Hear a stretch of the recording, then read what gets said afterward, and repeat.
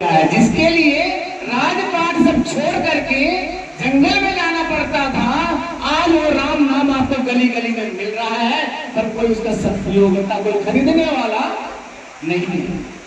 और ले भी लिया, मानता हूं मैंने ले भी लिया है, उसको एक पोटली बांध करके कहीं रख दिया है।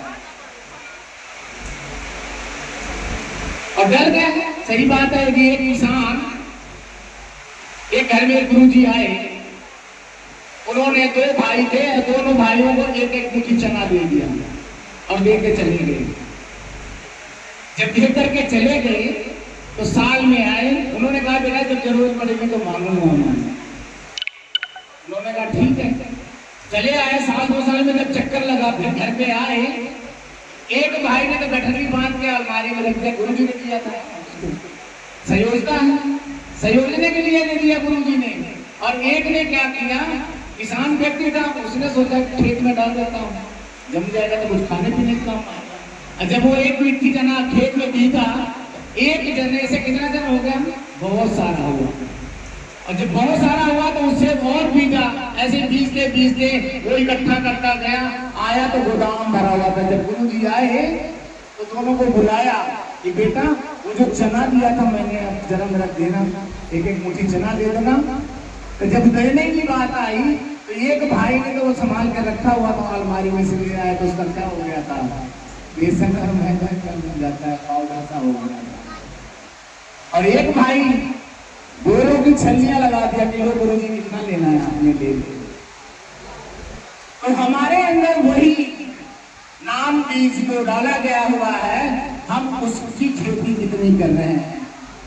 मूल मंत्र हमें बताया गया है उस खेती करने का, खेती रूपी जो हमारे अंदर स्मरण कर रहा है, रमण कर रहा है, हमारा ध्यान उस पर कितना चल रहा है, कितना ध्यान कर रहे हैं, कितना भजन कर रहे हैं रात दिन में। 24 घंटे में हमें आपको 21,600 मिलती है।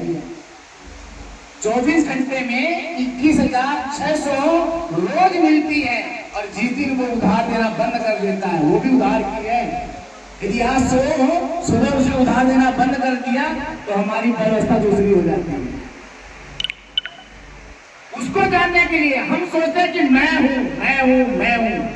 नहीं हूं भाई, मैं तो उधार पे हूं, मैं तो हूं लेकिन उधार पे हूं। यदि 21,000 जिस दिन देना बंद कर देगा, 21,000 में से एक भी कम कर दे तो काम खराब। हम उस परम पिता परमेश्वर का, उस सत्ता की जितना शुक्राना कर सके उतना कम है। हमें आपको उसके शुक्राना से ही हमारा आपका कल्याण हो सकता है, अन्यथा कल्याण नहीं होने वाला है। क्योंकि उसने तो बनाया ही हुआ है 83,99,999 योनियां। यदि हमारा ध्यान उधर को नहीं होगा तो फिर भेज देगा इधर कोई, चलो भाई आ जाओ।